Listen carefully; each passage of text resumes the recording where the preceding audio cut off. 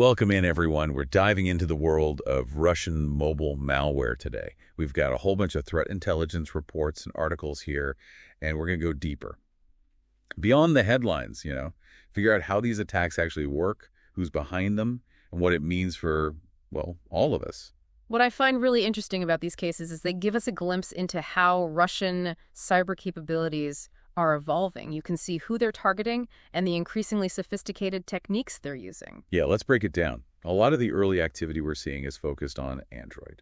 One early example, Fancy Bear's X-Agent. Back in 2016, they used this against Ukrainian military forces. It's like the foundation for what we're seeing today. X-Agent is a good illustration of how these groups adapt their tools for very specific targets.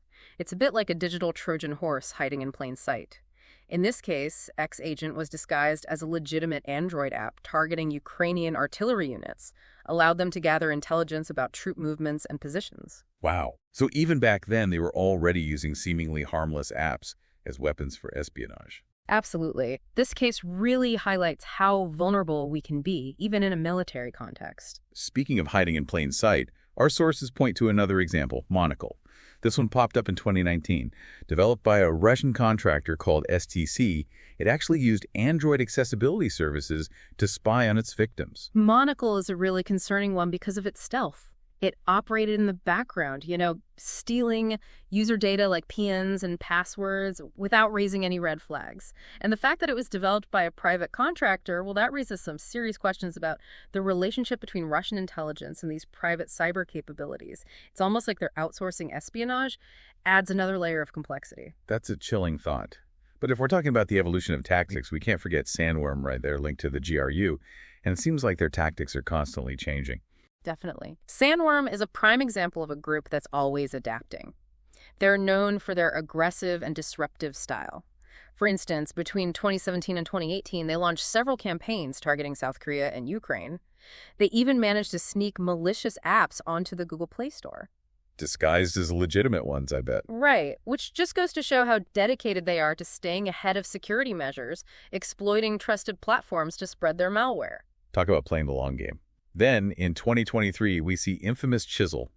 This one was specifically designed to target Ukrainian devices, providing persistent backdoor access for espionage. And that's where you really see the evolution in tactics. Infamous Chisel is a sophisticated piece of malware that employed something called SSH tunneling for remote access. It's like giving the attackers complete control of infected devices, allowing them to take whatever data they want. What's even more concerning is Infamous Chisel could scan networks for other vulnerable devices, potentially spreading the infection even further. So not only are we seeing an increase in sophistication, but also in the potential reach of these attacks. It's not just Ukraine anymore. Our sources also highlight Turla, another group linked to the FSB and their Cyberzov Android app from 2022. Right, they weren't just focused on Ukraine. Turla targeted individuals involved in the Russia-Ukraine war with their Cyberzov app. They distributed it through messaging services, disguised as a helpful tool for Ukrainian citizens. But luckily, Google acted fast and took it down from their app store, which really limited its impact. That was a close one. Feels like a constant race against time, They developed these incredibly advanced tools, but security researchers and companies like Google are working tirelessly to counter them. It really is a race that never ends. But let's switch gears for a minute and talk about iOS. While Android might be a more common target, Russian attackers haven't ignored Apple devices. You're right. Our sources point to Fancy Bear again, but this time with a modified X-Agent variant specifically designed for iOS back in 2015. It's like they're obsessed with staying one step ahead. What's interesting about the iOS version of X-Agent is the slightly different approach they used. While the Android version was mostly about stealing data, the iOS variant focused more on surveillance. Things like recording audio and tracking location. So they adapt their malware based on the operating system they're targeting. Precisely. It demonstrates their flexibility in tailoring their tactics to the specific capabilities and weaknesses of each platform. It's almost like they have their own R&D department for malware, constantly innovating. And it's not just Fancy Bear in the iOS world. Cozy Bear, another group linked to Russian intelligence, has been making some significant moves as well. Right. In 2021, Cozy Bear exploited zero-day vulnerabilities in iOS. These are flaws that Apple wasn't even aware of. They used LinkedIn messages to send malicious links. When clicked, these links would give them access to sensitive data on the devices of, get this, government officials from Western European countries. Wow, so the targets are getting bigger and the methods are getting bolder. And speaking of bold, we can't ignore the infamous Pegasus spyware. Pegasus is a highly sophisticated piece of spyware developed by an Israeli company called NSO Group. It's not directly linked to the Russian government, but it was used to target Russian and Belarusian dissidents in 2021. This case, while a bit murky, raises questions about the potential connections and motivations behind targeting critics of the Kremlin. That's a disturbing thought. Makes you wonder who's really pulling the strings behind the scenes. But even with all these advanced tools, Russian attackers still rely on some old-school methods as well. Absolutely. In August 2024, Cozy Bear launched a sophisticated watering hole attack targeting both iOS and Android devices. They compromised legitimate government websites and injected malicious code that exploited vulnerabilities to steal data from high-value targets, including Gmail, Facebook, and iCloud accounts. So no one is really safe. It really highlights how vulnerable we all are in this interconnected world. Precisely. And that vulnerability extends beyond individual devices. We also see Russian groups going after entire networks, especially telecommunications infrastructure. Right. Our sources mention Hidden Art, an operation that's been running since at least 2018. They target weaknesses in the SS7 network, which is like the backbone of global mobile communication. They use it to track devices and even intercept calls and messages. Hidden Art is a perfect example of how attackers can exploit the systems we rely on for communication. It highlights the fact that security is only as strong as its weakest link, and those weak links can have massive consequences. And sometimes those consequences can be devastating in the real world. The Kyivstar cyber attack back in December 2022 is a prime example. Kyivstar, Ukraine's biggest mobile operator, was hit with a massive cyber attack that disrupted service for millions of customers. It was attributed to the GRU, but this attack was different from their usual malware campaigns. Instead of targeting individuals directly, they went after critical infrastructure, causing widespread disruption. It's a worrying trend, almost like they're shifting from espionage to sabotage, especially with the ongoing conflict in Ukraine. It does raise concerns. These cases paint a pretty clear picture. Russian mobile malware tactics are evolving rapidly, and they're not afraid to target a wide range of victims to achieve their goals. It's a wake-up call for all of us. We need to be aware of these threats and take steps to protect ourselves. So where do we go from here? What are the key takeaways we should be focusing on? Well, the first one is pretty clear. Russian mobile malware is becoming increasingly sophisticated and targeted. We're seeing a shift from opportunistic attacks to more focused campaigns aimed at specific individuals and organizations. And it's not just about stealing data anymore. These attacks can disrupt critical infrastructure, silence dissent, and even put individuals at risk of physical harm. Exactly. And we all need to remember that anyone can be a target. It doesn't matter if you're a government official, a journalist, a dissident, or just an ordinary person. You need to be aware of the risks and take steps to protect yourself. This is a lot to take in. Before we get overwhelmed, let's look at some of the patterns we're seeing. One thing that stands out is the potential differences in tactics and priorities between the GRU and the FSB. That's a sharp observation.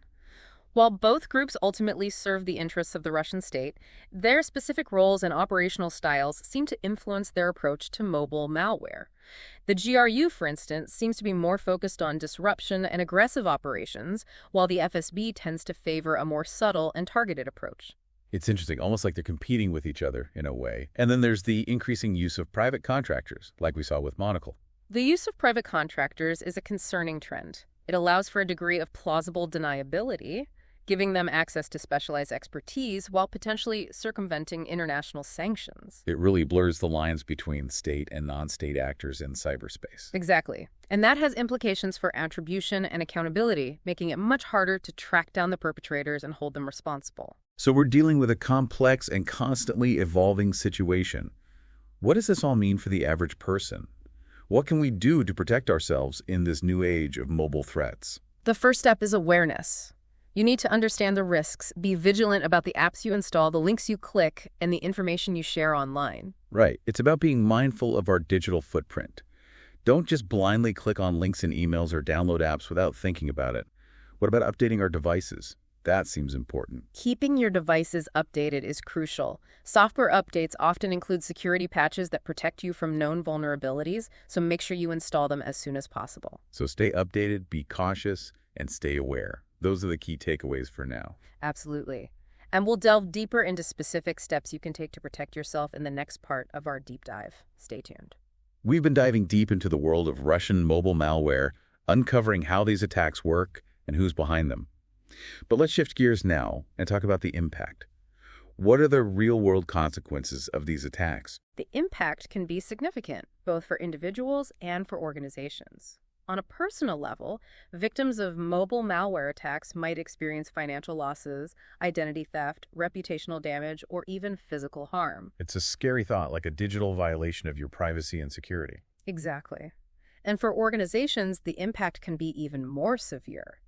Data breaches can lead to regulatory fines, lawsuits, loss of customer trust, and disruption of operations. And in some cases, these attacks can even have national security implications, right? Absolutely. Cyber espionage can give adversaries access to sensitive information that could be used to undermine national security or economic competitiveness, and disruptive attacks on critical infrastructure can have a devastating impact on essential services, things like transportation, healthcare, and finance. So this isn't just about stolen data. It can have a ripple effect across entire societies. Precisely. And it's only going to become more prevalent as our reliance on mobile devices continues to grow. That's why it's so important to understand the motivations behind these attacks. What is Russia hoping to achieve? It's like they're playing a high-stakes game of chess, and we're trying to figure out their next move. That's a good analogy. Russia has long viewed cyber operations as an asymmetric tool, a way to counter what it perceives as Western dominance. They see it as a way to level the playing field and challenge the existing world order. So it's a way to project power and influence without resorting to traditional military force. Exactly. And mobile malware in particular is a valuable asset in this strategy. It allows them to target individuals and organizations in countries far beyond their borders with minimal risk of retaliation. But it's not just about espionage, is it? We've seen how these attacks can be used for sabotage and to sow discord. Right. The lines between espionage, sabotage, and information warfare are becoming increasingly blurred. Take the Kyivstar attack, for example. That was a clear attempt to disrupt critical infrastructure and sow chaos. And the targeting of dissidents and journalists suggests a desire to silence opposition and control the narrative. Indeed. These attacks can have a chilling effect on freedom of speech and political dissent, which is a major concern, not just for those directly targeted, but for democratic societies as a whole. So it's a complex situation with far-reaching consequences. How do we even begin to address this threat? That's the million-dollar question. Traditional methods of deterrence don't easily translate to the cyber realm. So it's a new kind of battlefield with new rules of engagement? Precisely. And we're still figuring out the best ways to navigate this new landscape. What's clear is that doing nothing is not an option. Absolutely not. We need to be proactive in developing new strategies and capabilities to defend ourselves and hold the perpetrators accountable. And it's not just up to governments and intelligence agencies, is it? Not at all. Everyone has a role to play in cybersecurity, from individuals to multinational corporations. So what can individuals like me do to protect ourselves from these threats? That's a great question, and it's something we'll explore in detail in the final part of this deep dive. Stay tuned. Okay, so we've covered a lot of ground, really getting into the nitty-gritty of Russian mobile malware, how these attacks work, who's behind them, and the impacts they have. But now I think the big question is, what can we actually do about it? How do we protect ourselves? You're absolutely right. It's easy to feel overwhelmed by all this information. But the good news is there are practical steps we can take. Even small changes can make a big difference. I think that's what people need to hear, that they're not powerless. So where do we even begin? Well, the first and most crucial step is awareness. Really understanding the risks and being vigilant about your digital habits can go a long way. Yeah, I get that. It's like not being afraid, but just being a little more cautious online. Think before you click. Right, exactly. But it's not just about individual awareness. Organizations need to up their game too, having strong security policies, training employees regularly, and using the right security tools can significantly reduce the risk. Our sources mention some interesting stuff like multi-factor authentication and endpoint detection and response. Can you break those down for us? What are they and how do they help? Absolutely. Multi-factor authentication basically adds an extra layer of security to your accounts. It requires more than just a password, multiple forms of identification, makes it way harder for attackers to get in. So even if someone steals your password, they can't get into your accounts without that second factor. Yeah, right. And then there's endpoint detection and response, or EDR. Think of it like a security guard for your devices. It's constantly monitoring for any suspicious activity and can stop attacks in real time. That sounds pretty powerful. But what about the bigger picture? What can governments and international organizations do? It feels like this needs a global effort. You're spot on. International cooperation is key. Sharing information about threats, coordinating responses, and setting international standards for online behavior are all critical steps. It's a global problem that needs a global solution. We need to work together. Couldn't have said it better myself. And then there's the question of deterrence. Holding attackers accountable, imposing sanctions, and developing credible cyber deterrence capabilities are all essential tools. But it's a delicate balance, isn't it? We don't want to accidentally trigger a cyber war. You're right, it requires a really careful approach. Diplomacy, law enforcement, and military capabilities all have to work together. But the bottom line is we can't just sit back and wait for the next attack. Agreed. So we need to be proactive. But I want to circle back to what individuals can do. What are some practical steps everyday people can take right now? Okay, well, first off, keep your devices updated. Software updates often come with security patches, fixing those vulnerabilities that attackers love to exploit. So don't ignore those update notifications, no matter how annoying they are. Exactly. Second, strong and unique passwords for every account. A password manager can be a real lifesaver here. And we can't forget about two-factor authentication. It adds that extra layer of protection. For sure, enable it wherever you can. And lastly, be super cautious about the apps you download and the links you click, especially from sources you don't recognize. Remember, attackers are always coming up with new tricks to get access to your devices and your data. So it's all about being aware and thinking critically. We need to be savvy digital citizens and take those extra steps to protect ourselves. Exactly. And if you ever think you've been targeted, don't hesitate to seek help. Report the incident to the authorities, contact your bank or credit card company if you think you might have been a victim of fraud, and talk to cybersecurity experts for guidance. That's a really good point. We don't have to figure this out alone. There are resources and people who can help. Absolutely. And the more we learn about these threats, the better prepared we'll be to protect ourselves. Well, this deep dive has been eye-opening, to say the least. We've gone from the technical aspects of these attacks to the global implications.